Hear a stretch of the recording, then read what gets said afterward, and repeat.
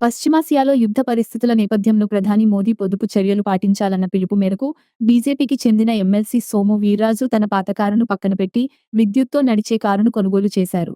ఈ విషయాన్ని ఆయన ఎక్స్లో పోస్టు చేశారు.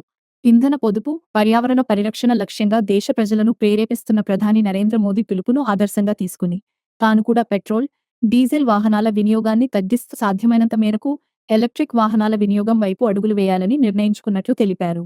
అందుకే ప్రధానమంత్రి మోదీ స్ఫూర్తితో స్వదేశీ సాంకేతికతతో రూపొందించిన నూతన ఎలక్ట్రిక్ వాహనాన్ని కొనుగోలు చేసినట్లు వీడియోను విడుదల చేశారు. భవిష్యత్తు తరాలకు స్వచ్ఛమైన కాలుష్యరహిత వాతావరణాన్ని అందించేందుకు ప్రతి ఒక్కరూ ఇలాంటి నిర్ణయాలు తీసుకోవాలని ఆకాంక్షిస్తున్నాను అంటూ ట్వీట్ చేశారు. పొదుపు చర్యల్లో భాగంగా అనపర్తి ఎమ్మెల్యే నల్లమిల్లి రామకృష్ణారెడ్డి మోటారు సైకిల్ను వినియోగిస్తున్నారు. పార్టీ కార్యక్రమంలో పాల్గొనేందుకు అనపర్తి నుంచి రైల్లో రాజమహేంద్రవరం చేరుకోవడం విశేషం. తూర్పుగోదావరి జిల్లాలో పెట్రోల్, డీజిల్ మరియు గ్యాస్ సిలిండర్లకు ఎలాంటి కొరత లేదని జిల్లా joint collector Y. Megha Swaroop స్పష్టం చేశారు. ప్రజలు ఆందోళన చెందవద్దని, అధిక ధరలకు ఇంధనం లేదా గ్యాస్ సిలిండర్లు కొనుగోలు చేయవద్దని సూచించారు. జిల్లాలోని 199 పెట్రోల్ బంకుల ద్వారా ఇంధన సరఫరా నిరంతరాయంగా కొనసాగుతోందని, సరిపడా నిల్వలు అందుబాటులో ఉన్నాయని పేర్కొన్నారు. నిల్వల పరిస్థితిని నిరంతరం సమీక్షిస్తూ అవసరమైన చోట వెంటనే స్టాక్ అందుబాటులోకి వచ్చేలా చర్యలు తీసుకుంటున్నట్లు తెలిపారు.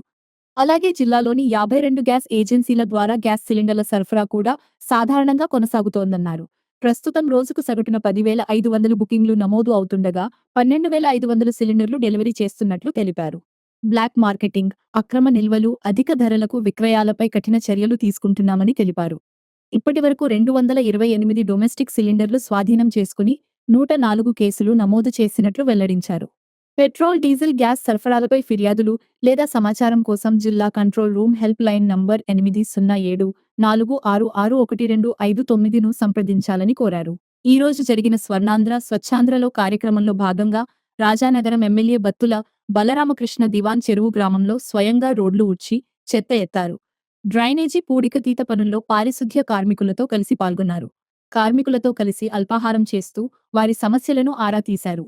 ఈ కార్యక్రమంలో దివాన్ చెరువు గ్రామ సర్పంచ్, ఎంపీటీసీలు, వార్డు సభ్యులు, స్థానిక నియోజకవర్గ ముఖ్య నాయకులు, మండల స్థాయి అధికారులు, పంచాయతీ సిబ్బంది, మహిళలు పాల్గొన్నారు. కాకినాడ రూరల్ కొవ్వూరు వంతెన వద్ద ఈ రోజు ఘోర రోడ్డు ప్రమాదం జరిగింది. రోడ్డు దాటుతున్న ఉపాధి కూలీలను టిప్పర్ ఢీకొనడంతో చీడిగకు చెందిన 4 మృతి చెందారు. మరో 2 కూలీలకు తీవ్ర గాయాలవగా వారిని జీజీహెచ్కు తరలించారు. ఈ సంఘటనపై ఉప ముఖ్యమంత్రి పవన్ కళ్యాణ్ తీవ్ర విచారం వ్యక్తం చేశారు. బాధిత కుటుంబాలకు అండగా ఉంటామని భరోసా ఇచ్చారు. శ్రీత్యాగరాజ నారాయణదాస సేవా సమితి ప్లాటినం జూబ్లీ వేడుకల్లో భాగంగా రాజమహేంద్రవరం గోదావరి గట్టున ఉన్న శ్రీత్యాగరాజ నారాయణదాస సేవా సమితి ఎస్సీ ఆడిటోరియంలో నిర్వహిస్తున్న సంగీతోత్సవాల్లో భాగంగా ఈ రోజు సాయంత్రం 6:30 గంటలకు యువ కళాకారుల సంగీత కచేరీ జరుగుతుంది. మల్లాది శివానంద యశస్వి గాత్రం, మల్లాది సింధు రాగేశ్వరి వయోలిన్, చేబియ్యం వాసుదేవ్ మృదంగం, సరస్వతుల హనుమంతరావు ఘటం, సిస్టు మధుసూదన్ తంబూరాతో కచేరీ చేసి అలరిస్తారు. ఆంధ్రప్రదేశ్ రాష్ట్ర వక్ఫ్ బోర్డు, మైనారిటీ సంక్షేమ శాఖ ఆధ్వర్యంలో తాలీం హునర్ టాలెంట్ టెస్ట్ రేపు ఆంధ్రప్రదేశ్ రాష్ట్ర వ్యాప్తంగా మధ్యాహ్నం 2 గంటల నుండి 5 గంటల వరకు జరుగుతుందని తూర్పు జిల్లా minority welfare officer Shri Sheikh Mahaboob Sharif తెలిపారు. రాజమహేంద్రవరంలోని Al Ameer college, Nehru Nagar municipal corporation high స్కూల్లో టాలెంట్ టెస్ట్ జరుగుతుందని అభ్యర్థులు తమ హాల్ టిక్కెట్తో హాజరు కావాలని విజ్ఞప్తి చేశారు.